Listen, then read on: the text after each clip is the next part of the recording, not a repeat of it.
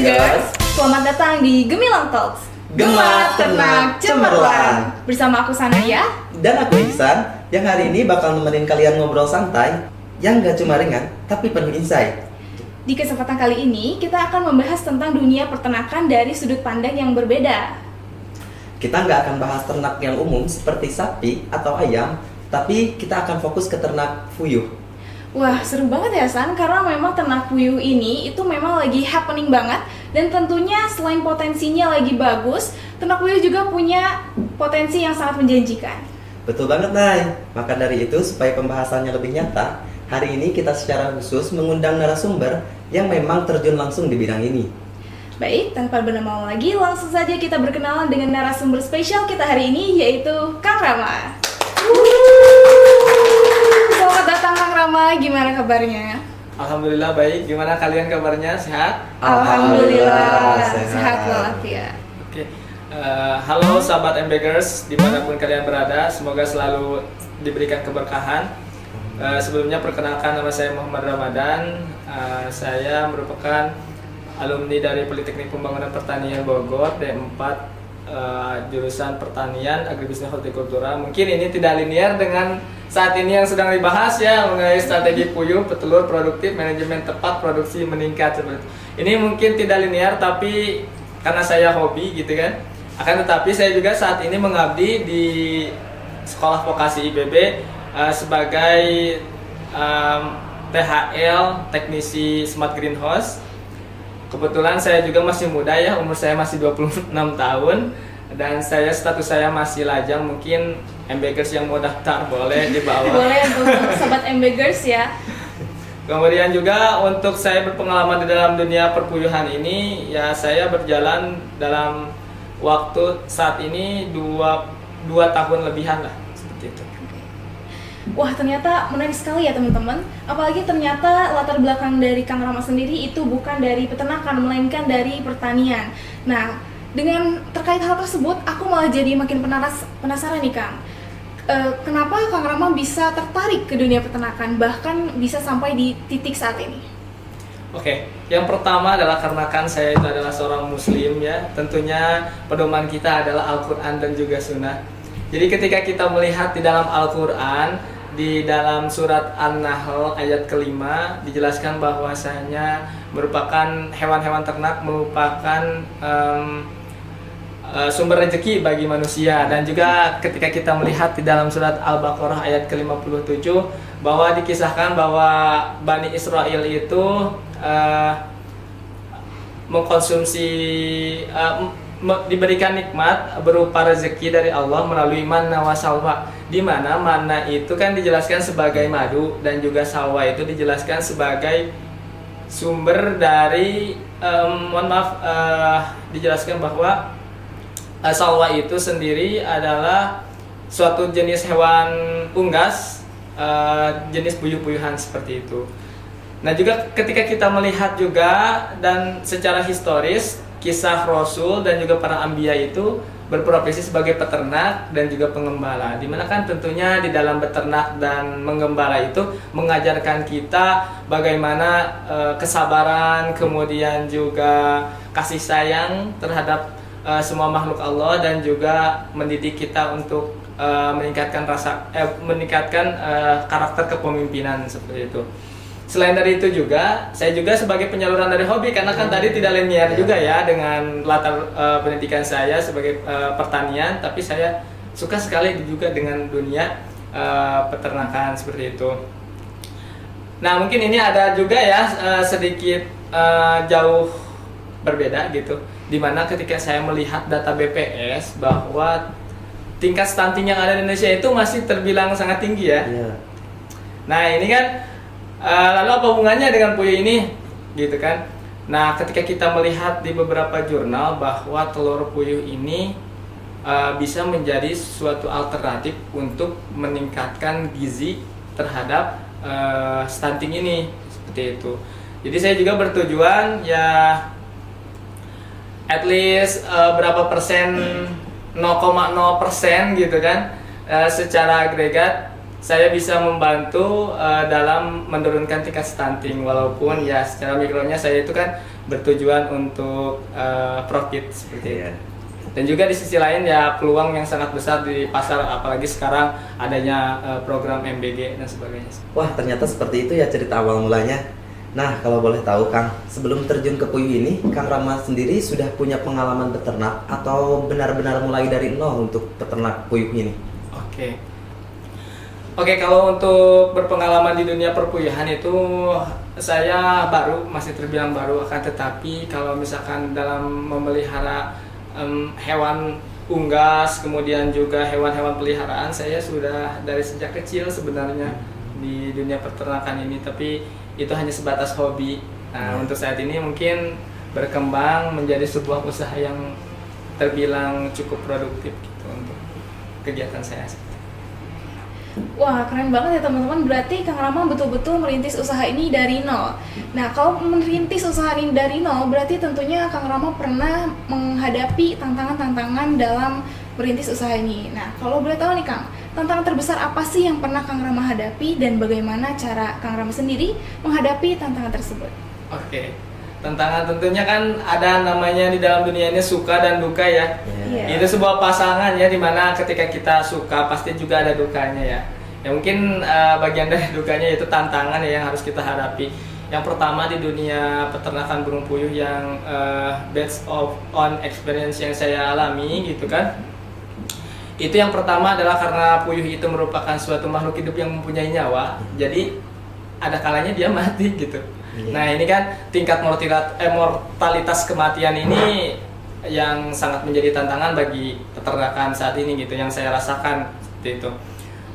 Kemudian juga karena kan saya memelihara puyuh itu kan jenisnya unggas, tentunya di dalam teori juga bahwasanya unggas itu cepat sekali akan tingkat stresnya tinggi gitu. Jadi ini merupakan sebuah tantangan juga bagi saya.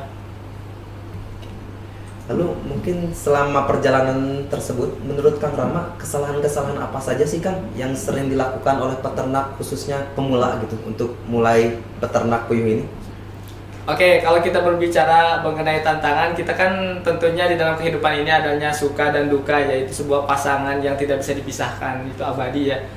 Nah, untuk suka ya banyak juga yang harus diceritakan, tapi sekarang itu kita berbicara tentang duka, yaitu kita mengenai tantangan yang terbesar yang ada di peternakan burung puyuh ini. Yang pertama adalah karena kan kita memelihara makhluk hidup ya, tentunya ada nyawanya, bisa mati dan sebagainya. Nah, tantangan yang pertama adalah tingkat mortalitas kematian yang tentunya ini menjadi sebuah PR yang sangat besar bagi seorang peternak.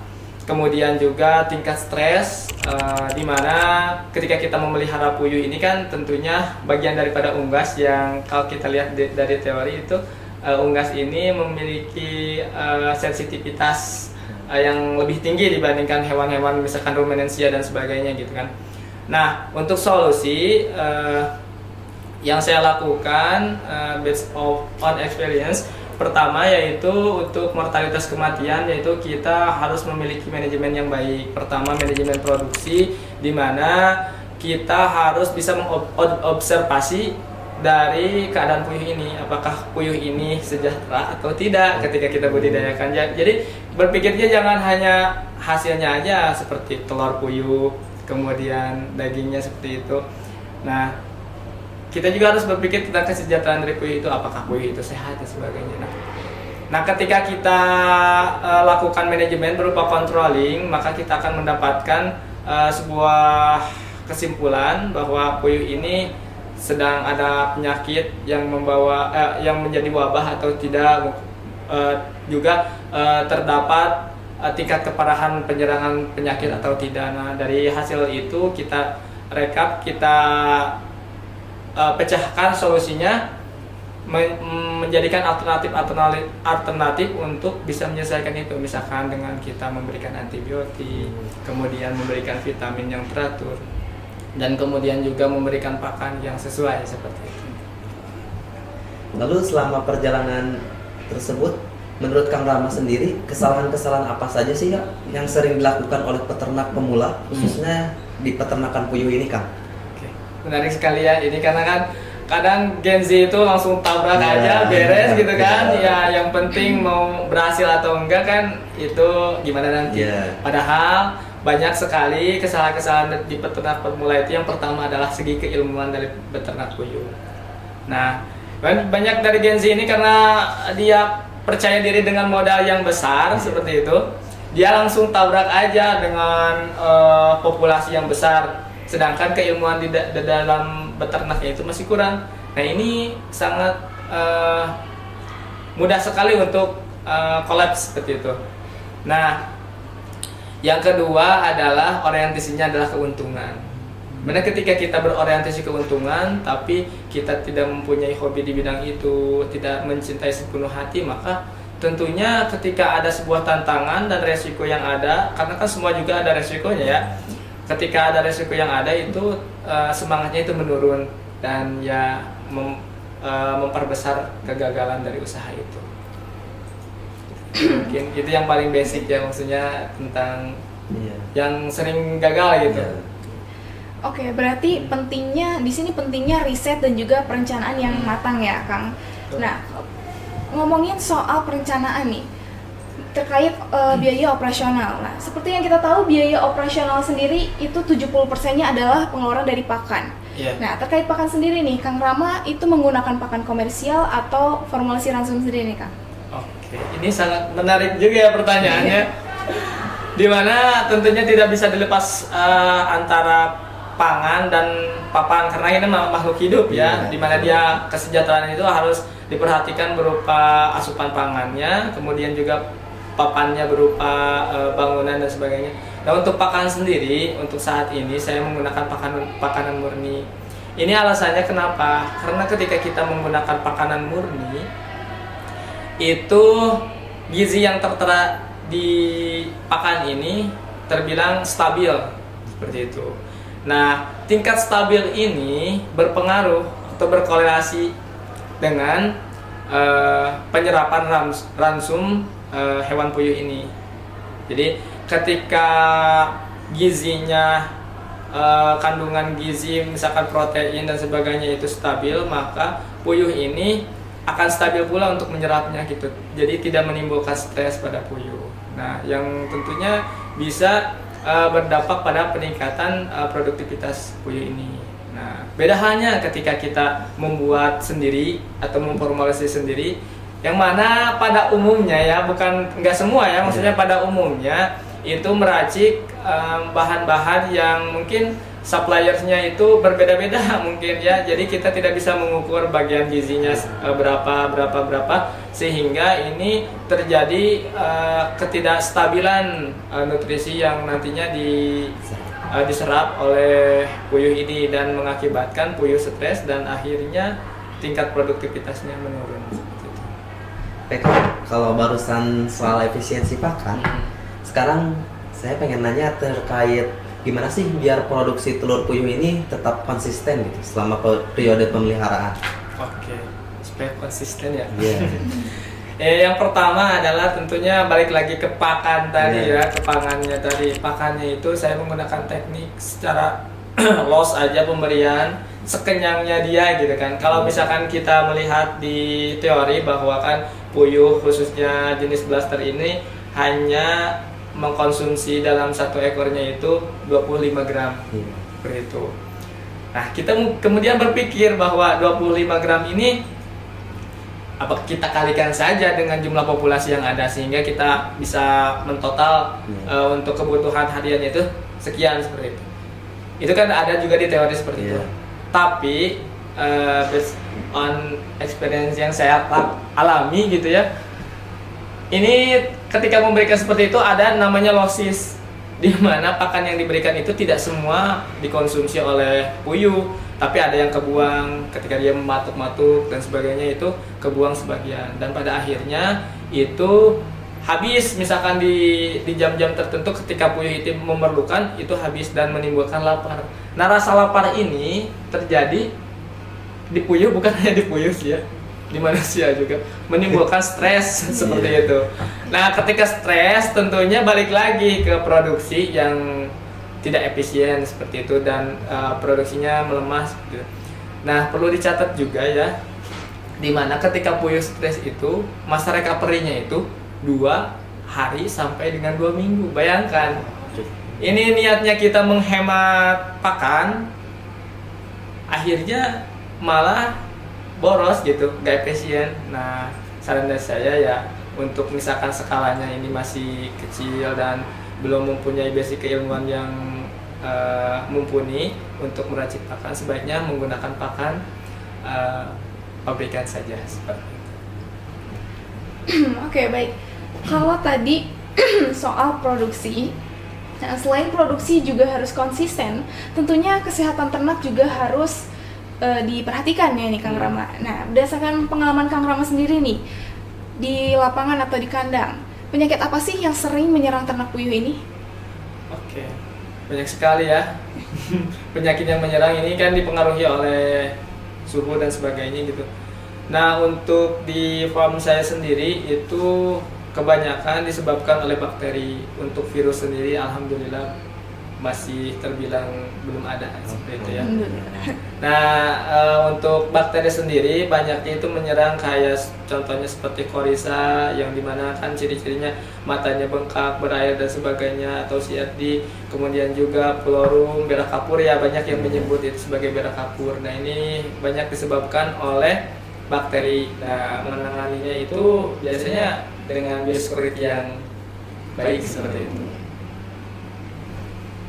Nah, mungkin setelah kita dari awal sampai akhir membahas aspek teknis, sekarang waktunya bahas sesi bisnisnya nih Kang. Iya. Menurut Kang Rama, bagaimana sih peluang ternak puyuh ini saat ini?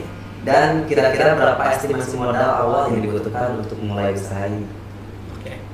Pertama adalah dari segi peluang ya. Tentunya peluang ini sangat besar sekali. Nah, Asosiasi Peternak Puyuh Indonesia juga, kalau kita melihat datanya, kebutuhan puyuh itu baru tercukupi 20%. Di Indonesia ini masih terbilang sangat luas, sangat terbuka sekali gitu ya, untuk khususnya Gen Z ini yang pengen ternak burung puyuh ya.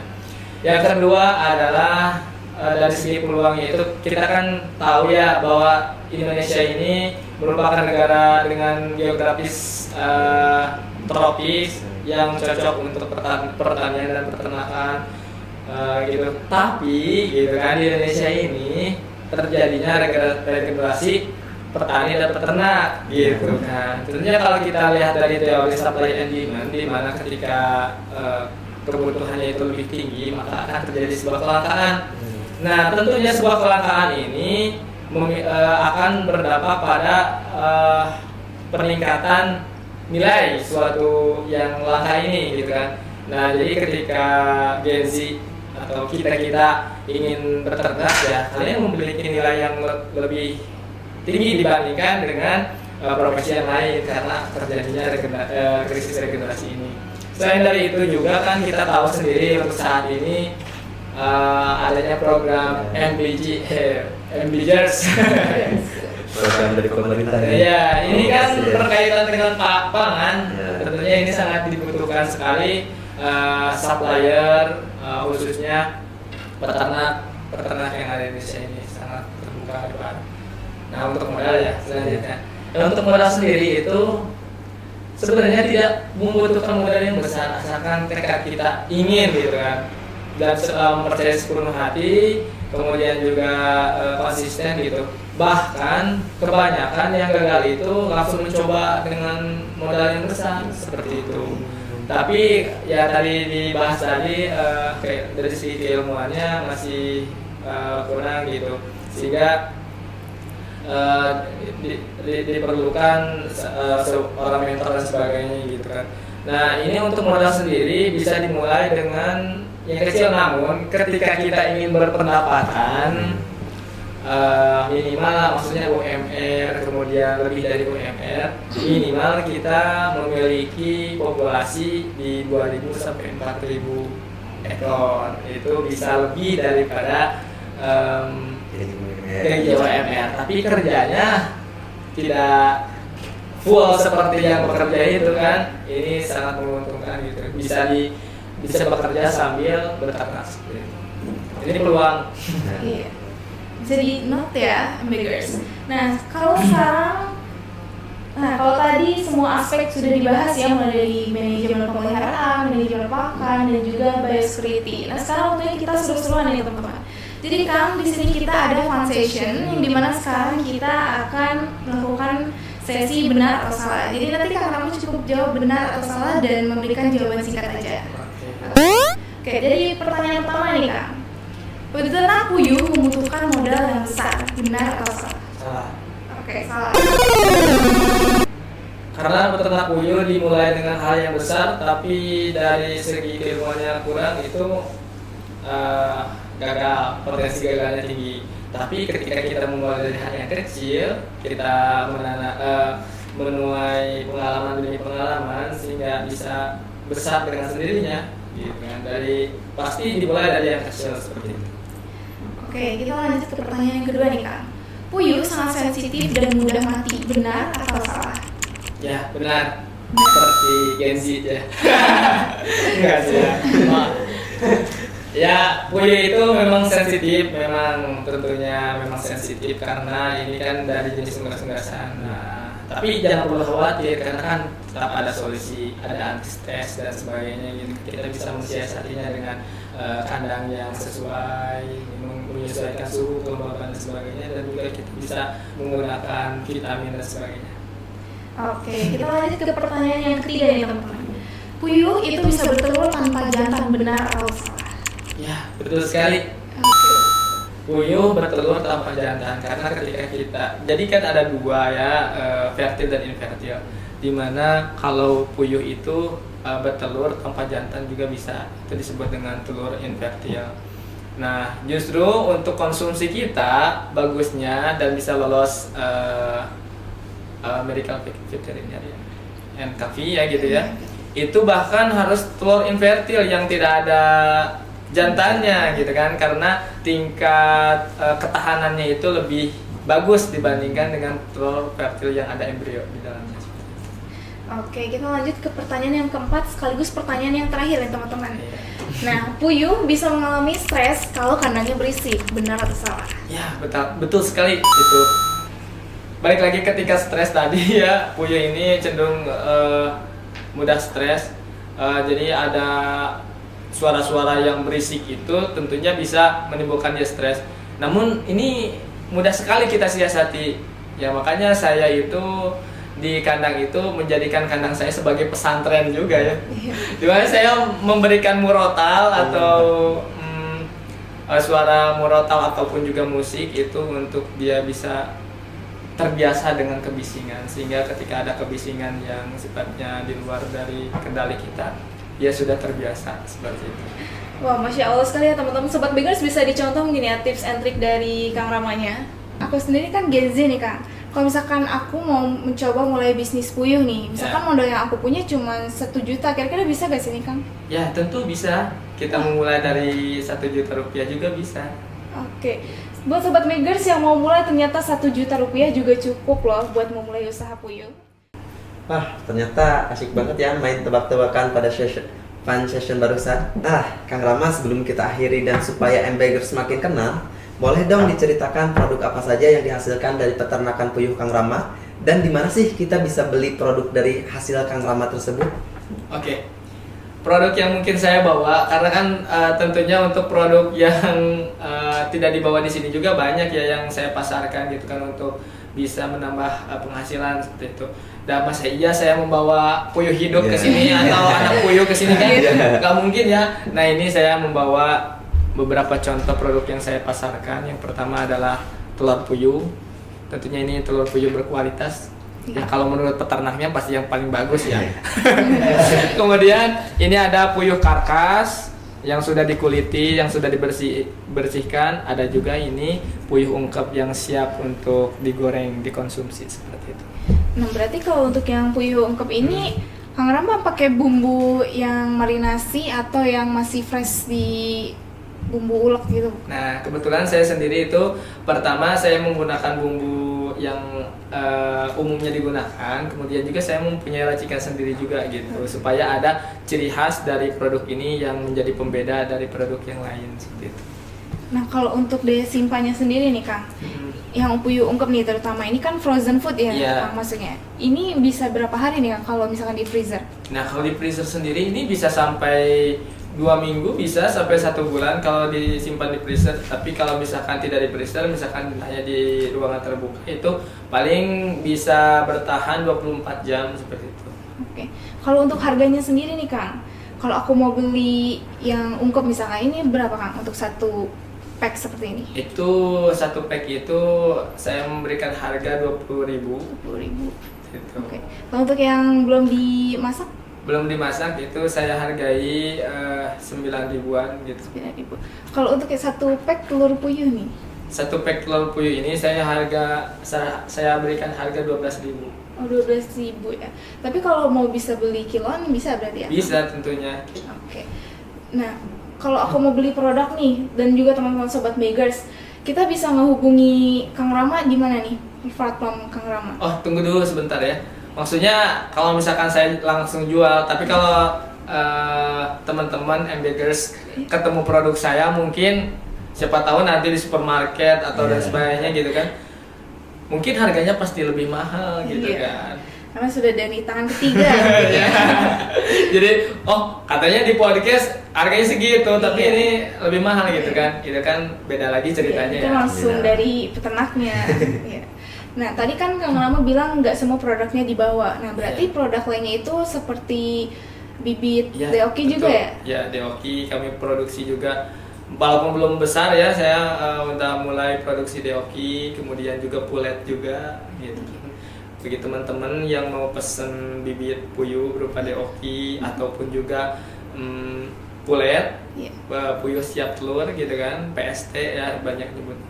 Bisa menghubungi kontak saya atau mungkin rekan-rekan yang ada di sini. Ya betul banget, terutama buat sobat Beggars yang juga jurusan peternakan yang kadang susah banget nih mau cari bibit puyuh, Ya. Deoki dan juga telur siap tetas ya Kang. Ya, Nah betul. bisa banget buat sobat Beggars buat menghubungi Kang Rama. Ya betul. Nah ternyata sekarang kita sudah berada di penghujung waktu nih Kang. Sebelumnya terima kasih banyak untuk Kang Rama. Sama-sama, terima kasih kembali. Ya, yang sudah menyempatkan waktunya untuk hadir di obrolan kali ini dan juga berbagi pengalaman yang begitu banyaknya untuk kami semua dan juga sobat Beggars tentunya ya. Dan sekali lagi sukses terus untuk peternakan Amin. Kang Rama ya. Amin. Sukses juga buat kalian Amin. semua ya. Dan untuk sobat Beggars tentunya terima kasih sudah setia mendengarkan obrolan ini dari awal sampai akhir. Kami pamit undur diri. Sampai jumpa.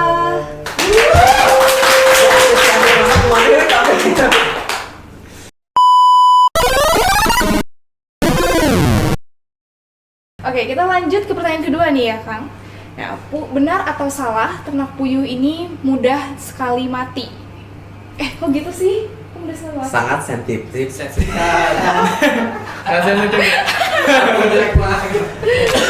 Maaf, kepencet Pertanyaan dua langsung. di pertanyaan dua ya. Oke.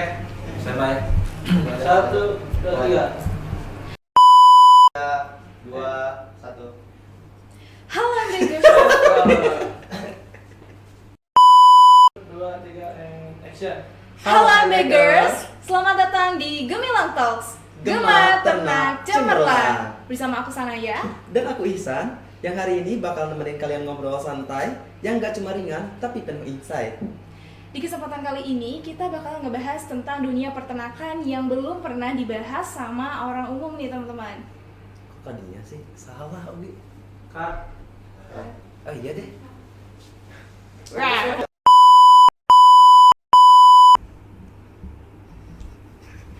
Halo MBG Corp. MBG Corp. MBG apa? Beggars. Hai Beggars, kenalin saya Dimas. Di sini saya akan mengupas tentang gimana sih rasanya jadi CEO sapi. Tentunya saya nggak sendiri. Di sini saya berserah kedatangan tamu yang terhormat yaitu Dalhat Syah Muhardika. Boleh? Halo Kak Dalhat. Halo Beggars. Gimana kabarnya? Alhamdulillah baik. Bagaimana dengan kalian semua? Boleh dong perkenalan singkat dulu nih. Gimana awal mula Kak Dalhat jadi CEO di Sapi? Oke. Awal mula saya menjadi sapi ya. Jadi Menjadi sapi, menjadi CEO. Ini sampai jam 5. ya, Jadi pagi. ya nggak apa-apa sok. Ya apa? Lumayan rental ya. Nah, bro, lanjut. Bridgingannya tuh berarti diganti ya? Oke, Soalnya Lanjut, gua bisa jadi sapi. Di sini saya akan menjelaskan mengapa sih saya itu bisa menjadi CEO di bed sapi ini. Iya. Jadi Nah, bedain warna teksnya, Nay. Sok. disamain sama mana? Sok atuh heuh. Iya. Buru jawab. Jadi awalnya sih saya cuma iseng-iseng doang, pengen menjadi CEO. Tapi untuk kesananya, saya dipercaya oleh teman-teman saya semua ternyata. Lain kan? Gimana sih? Kode sesi curhat sudah fatwa dikit mah. Gimana sih perasaan pertamanya tuh kaget kah, seneng kah atau gimana gitu? Oh, untuk perasaan pertama kali saya menjadi CEO tuh kaget karena panik gitu. Kenapa panik? Karena mungkin kesananya gini gitu. Nah, saya pikir gak yakin lah untuk jadi CEO. Tapi untuk sekarang ya alhamdulillah sih berjalan dengan lancar. Apa sih yang membuat Kanal Hat itu yakin, menjadi yakin bahwa saya bisa melakukannya gitu? Saya yakin bisa melakukan semuanya itu karena yang pertama pasti dukungan dari teman-teman saya semua. Di situ karena saya merasa tersupport lah. Dan yang kedua mungkin saya ingin merubah diri saya sendiri karena sebelumnya tuh saya bisa disebut sebagai gimana ya, orang introvert gitu. Jadi ya susah bergaul lah dengan orang lain. Tetapi di sini saya jadi CEO dan saya harus bergaul dengan yang lain. Berarti ada manfaatnya juga ya? Ya ada manfaatnya banget untuk saya. Ada rencana nggak sih jadi CEO kedepan itu mau melakukan apa gitu? Memberikan impact apa terhadap perusahaan? Paling untuk kedepannya itu apa ya? Ada kepikiran tahunya. Tujuannya dari pelatihannya itu buat apa? Buat mengembangkan sih. SDM kan. Nah, buat tuh yang gue tahu tuh kemarin waktu pas yang namanya pelatihannya di sana. Kupon. Kupon anjir. Kupon. Cepet tesnya tuh kayak yang tadi berarti pertanyaan sama tapi Pertanyaannya sama, tapi dikasihnya sebelum prosedur. Oke, baik Opa. harus terkait sarwa jeung materi anu itu bakal pasti apa enggak. Gimana sih Iya gak sih? menjalani hubungan LDR? Materi yang bakal disampaikan. Itu Ya. gimana ya? Pasti berat. Mas, ini yang Berat sebenarnya banget itu untuk apa saya sih? karena apalagi jauh kan. Pasti ada rasa kangen. Kudu direkam ya. Kudu direkam ya. Ada nggak sih kayak pikiran untuk meninggalkan dia? Kalau untuk pikiran meninggalkan kadang ada aja, tapi kalau untuk dipikir perpanjang itu kayaknya enggak deh. Ada nggak sih tantangan selama LDR? Apakah misalkan kayak lost kontak beberapa hari atau gimana? Oh banyak banget itu. Suara hati gue ya. Boleh diceritain dong. Aduh, misalnya dari salah satunya apa ya? Inilah karena posesif banget lah pada pasangan masing-masing. Karena di hubungan LDR ini kan tidak bisa mengawasi atau memantau lah. Apa lagi? Nanti.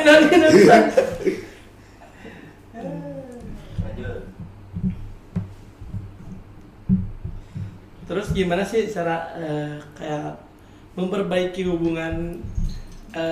Misalkan lagi ada masalah nih, gimana sih cara menenangkannya? Kan notabene-nya kan kita jauh ya dengan pasangannya.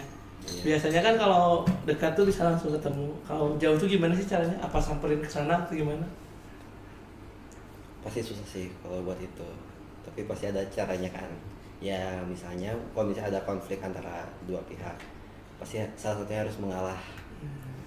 Itu harus itu. Siapa sih yang banyak mengalah sebetulnya? Jujur li, saya sebenarnya harus mengalah karena di sini saya sebagai pria.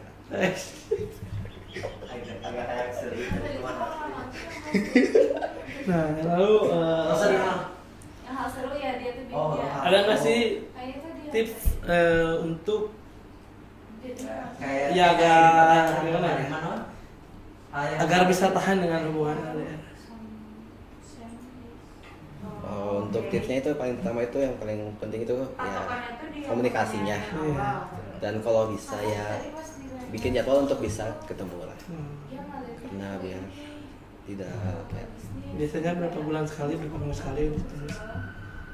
Kalau dari saya pribadi sih biasanya habis libur dari kuliah, nah, itu bisa untuk meluangkan waktu untuk ketemu. Di mana sih tempat favorit buat ketemu gitu? LDR di kota mana yang enak? Terakhir sih saya di Bandung, Di Bandung. Kenapa Bandung? karena itu tengah-tengahnya, titik tengah untuk bertemu.